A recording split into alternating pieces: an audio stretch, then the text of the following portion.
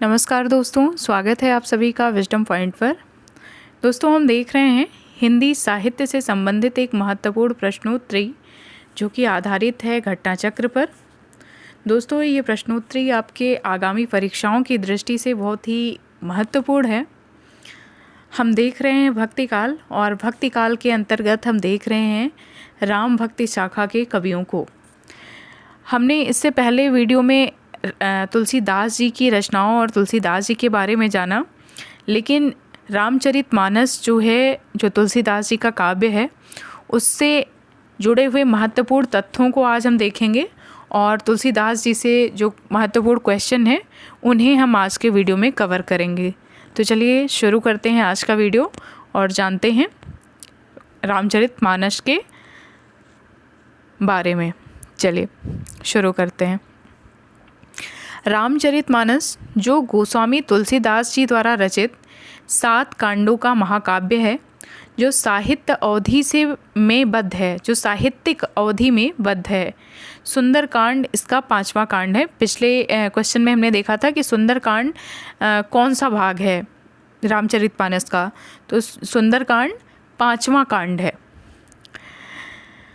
इसकी रचना कब हुई थी?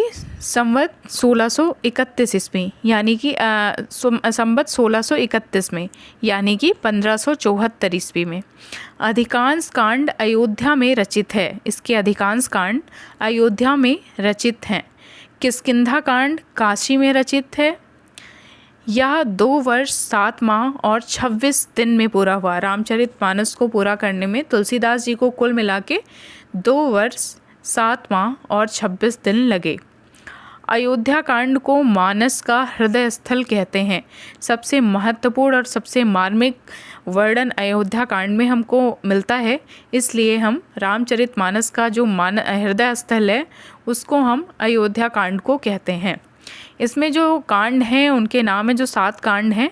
सबसे पहला कांड है बालकांड, अयोध्या कांड, अरण्य कांड, किष्किंधा कांड, सुंदरकांड, लंका कांड और उत्तरकांड। तो ये 7 कांड हैं रामचरितमानस के। आचार्य रामचंद्र शुक्ल ने इसे लोक मंगल की साधनावस्था का काव्य माना है। रामचरितमानस को आचार्य रामचंद्र शुक्ल जी ने लोक मंगल की साधनावस्था का काव्य माना है। शुक्ल जी अयोध्या कांड में वर्णित चित्रकूट सभा को आध्यात्मिक घटना कहते हैं। ध्यान रखिएगा कि शुक्ल जी ने अयोध्या कांड में वर्णित जो चित्रकूट सभा है, जब भरत जी आते हैं राम जी से मिलने और उन्हें पता चलता है कि राम जी को वनवास हो गया, और जब मिलने आते हैं तो वहाँ का जो मार्मिक दृश्य है उसको शुक्ल जी आध्यात्मिक घटना कहते हैं। इसका मुख्य छंद जो है वो है दोहा और चौपाई, किंतु बीच बीच में अन्य छंदों का भी वर्णन है। यह कड़वकबद्ध रचना है। इसमें कुल 1074 कड़वक हैं। इसमें 4 घाटों के माध्यम से 4 संवादों का वर्णन है। राजघाट, पन घाट, पंचायती घाट और गौघाट। इसमें सीता त्याग व शंभू वध प्रसंग का वर्णन नहीं है, ये बाद में जोड़ा गया है। इसमें कहते हैं कि इसका वर्णन रामचरितमानस में तुलसीदास जी ने नहीं किया है, और ये वर्णन भी कहते हैं कि ये बाद में जोड़ा गया है रामायण में भी। तो इस मतभेद में हम लोग नहीं पढ़ते हैं। अब बस ये इतना ध्यान रखना है कि इसमें सीता त्याग व शंभू वध प्रसंग का वर्णन नहीं है। इसकी पहली टीका लिखी थी रामचरण दास जी ने। ऐसी मान्यता है कि तुलसीदास ने सर्वप्रथम इसे रसखान को सुनाया था। देखिए, तुलसीदास जी की मित्रता रहीम दास जी से भी थी और रसखान से भी थी। तो ध्यान रखिएगा कि रसखान को तुलसीदास जी ने सबसे पहले रामचरितमानस सुनाया था। ये बहुत इम्पोर्टेंट तथ्य थे रामचरितमानस से संबंधित। अगला प्रश्न देखते हैं। भक्तिकाल के किस कवि के नाम से पूर्व गोस्वामी लगाया जाता है? तो ये बहुत ही आसान सा क्वेश्चन है। तुलसीदास जी के आगे गोस्वामी तुलसीदास लिखते हैं इनके नाम को। सुंदरकांड में प्रमुख पात्र कौन है? सुंदरकांड अक्सर लोग इसको पढ़ते हैं घरों में, मंगलवार को, शनिवार को सुंदरकांड का पाठ आए दिन आयोजित होता रहता है। तो आपको प्रमुख पात्र बताना है किसमें किसकी प्रशंसा की गई है या किसको महत्व दिया गया है। ऑप्शन है हनुमान, भरत, कैकेयी या लक्ष्मण। तो इस प्रश्न का सही उत्तर है हनुमान।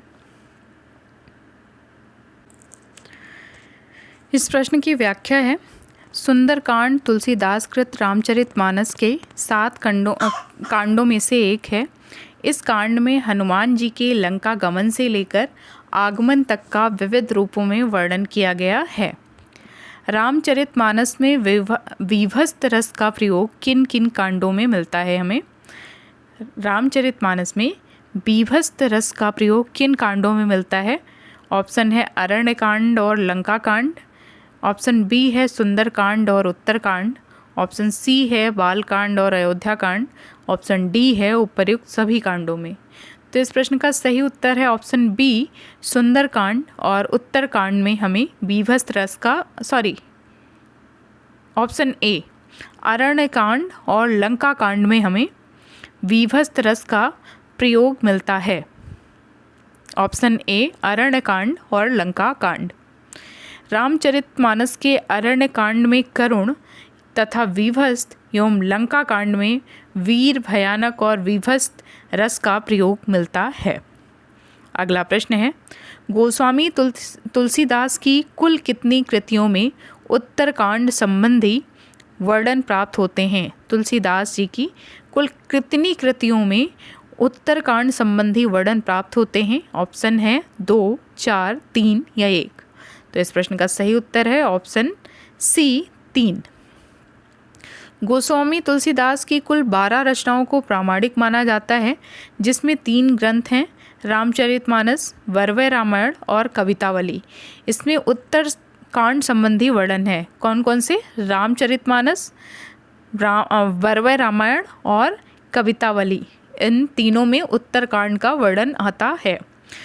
रामचरितमानस में तुलसीदास ने सर्वप्रथम इनमें से किसकी वंदना की है? ऑप्शन है पार्वती और शंकर की, वाल्मीकि और हनुमान की, सरस्वती और गणेश की या सीता और राम की। तो इस प्रश्न का सही उत्तर है ऑप्शन सी, सरस्वती और गणेश की।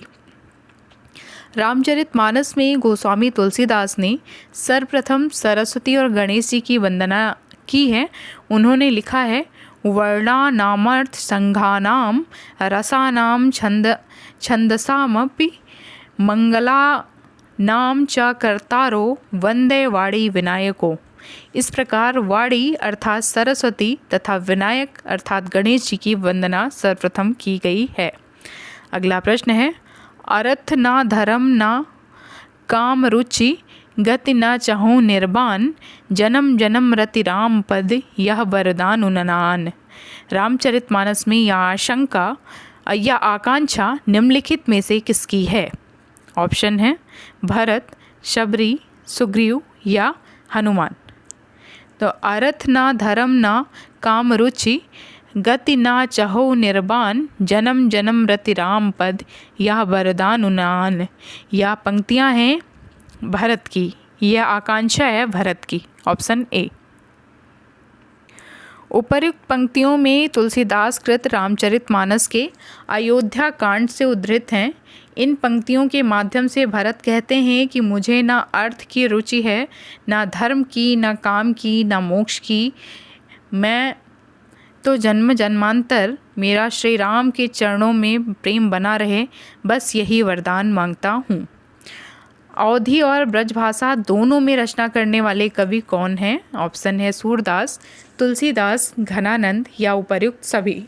तो इस प्रश्न का सही उत्तर है ऑप्शन बी, तुलसीदास जी, जिन्होंने अपनी रचनाएं अवधी और ब्रज दोनों भाषाओं में की हैं।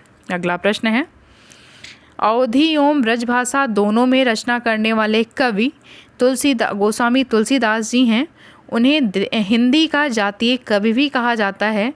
उन्होंने हिंदी क्षेत्र की मध्यकाल में प्रचलित दोनों काव्य भाषाओं ब्रजभाषा और अवधी में समान अधिकार से रचना की है।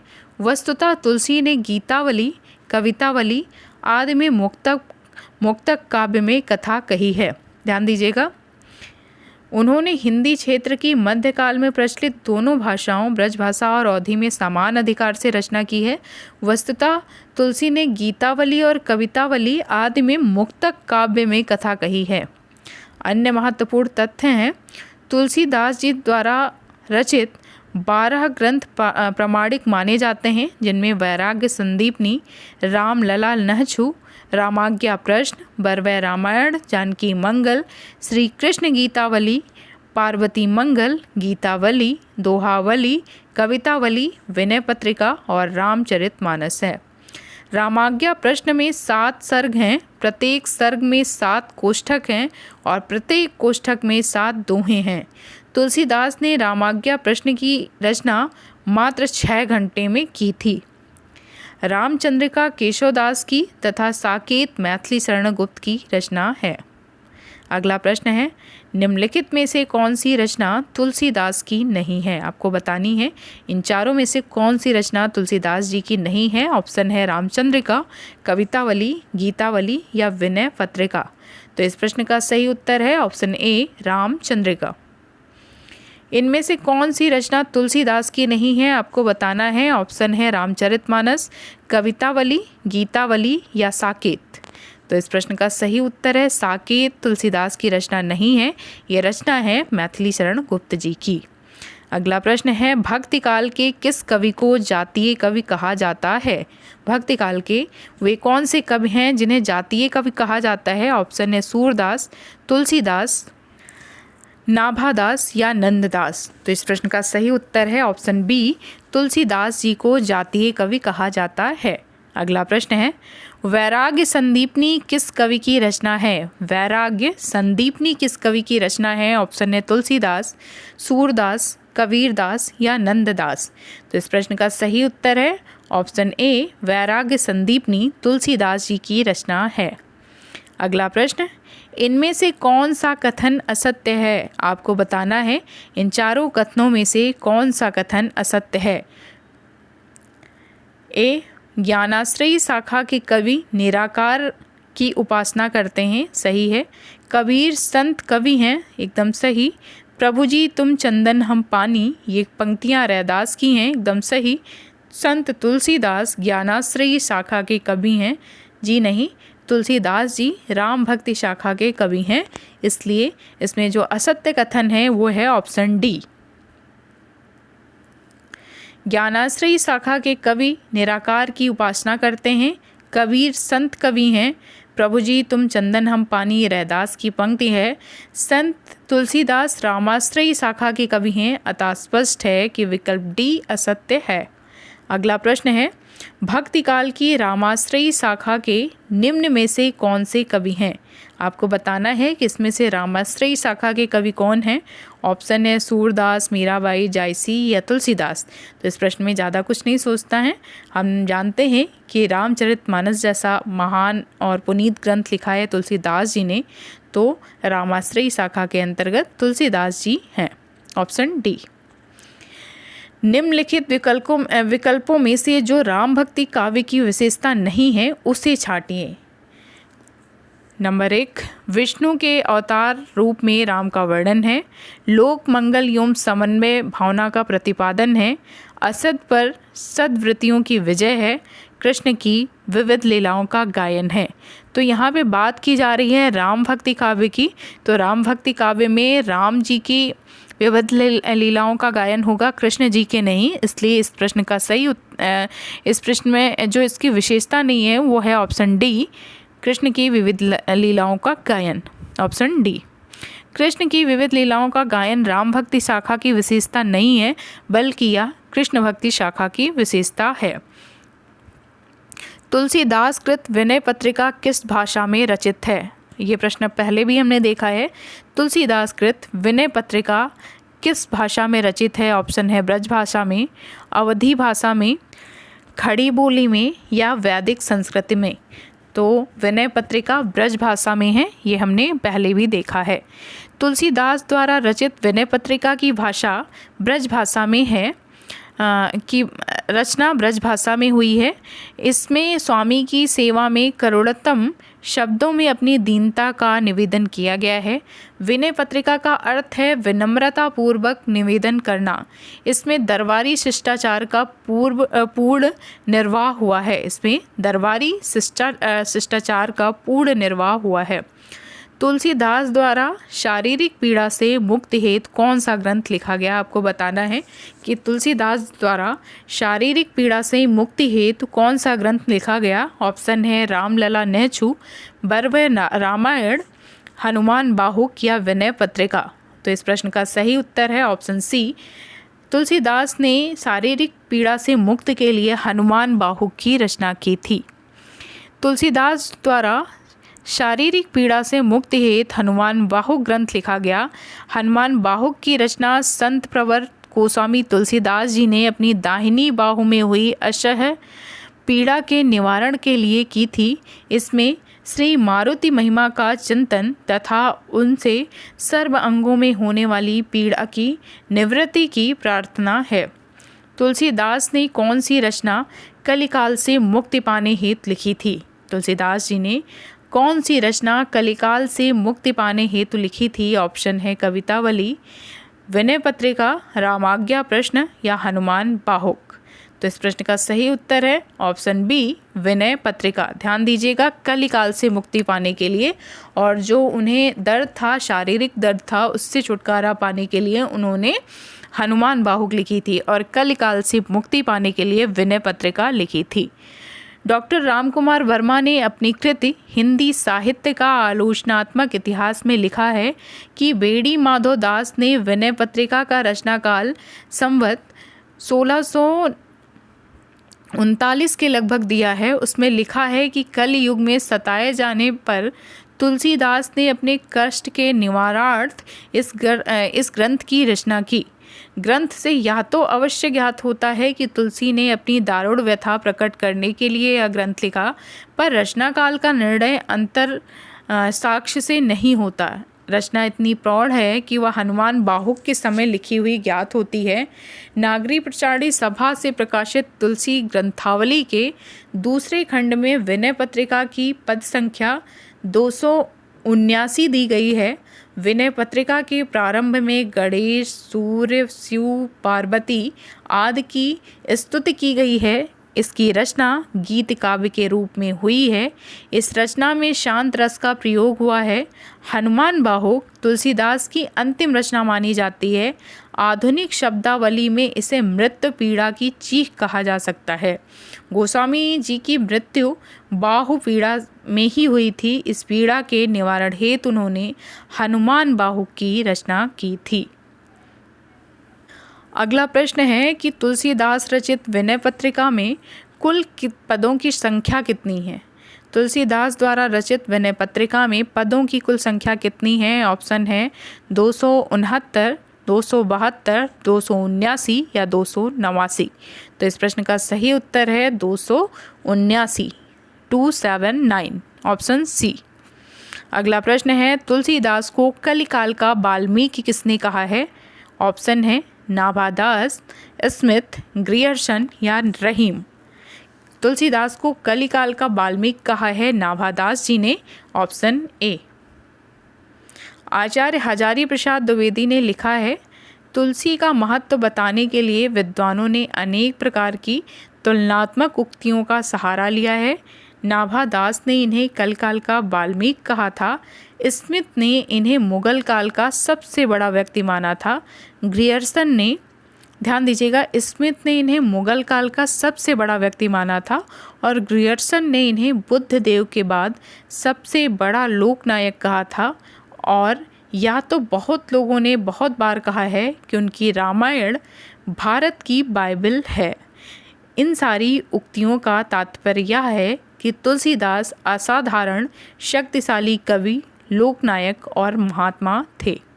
अगला प्रश्न है, कृष्ण गीतावली ग्रंथ के रचनाकार कौन हैं? कृष्ण गीतावली ग्रंथ किसने लिखा है? ऑप्शन है सूरदास, तुलसीदास, नंददास या मीराबाई। तो इस प्रश्न का सही उत्तर है ऑप्शन बी, तुलसीदास। कृष्ण गीतावली गोस्वामी तुलसीदास का ब्रज भाषा में रचित अत्यंत मधुर एवं रसमय गीति काव्य है। ध्यान दीजिएगा, कृष्ण गीतावली की जो भाषा है वो ब्रज भाषा है। इसमें कृष्ण की बाल्यावस्था और गोपी उद्धव संवाद के प्रसंग कवित्त शैली में हैं। कृष्ण गीतावली में कुल 61 पद हैं। इसके कुछ पद सूरसागर में भी पाए जाते हैं। सूरसागर आप जानते हैं कि ये सूरदास जी की रचना है। अगला प्रश्न है, कृष्ण गीतावली नामक काव्य कृत के रचयिता कौन है? तो आपने ऊपर देखा कि कृष्ण गीतावली तुलसीदास जी की रचना है, जो कि ब्रज भाषा में लिखी गई है और इसमें पदों की संख्या 61 है। अगला प्रश्न है, इनमें से कौन सा ग्रंथ तुलसी द्वारा रचित नहीं है? आपको बताना है इनमें से कौन सा ग्रंथ तुलसीदास जी द्वारा रचित नहीं है। ऑप्शन है गीतावली, दोहावली, विनय पत्रिका या रस मंजरी। तो इस प्रश्न का सही उत्तर है ऑप्शन डी, रस मंजरी तुलसीदास की रचना नहीं है। इस प्रश्न की व्याख्या है, रस मंजरी नंददास की रचना है।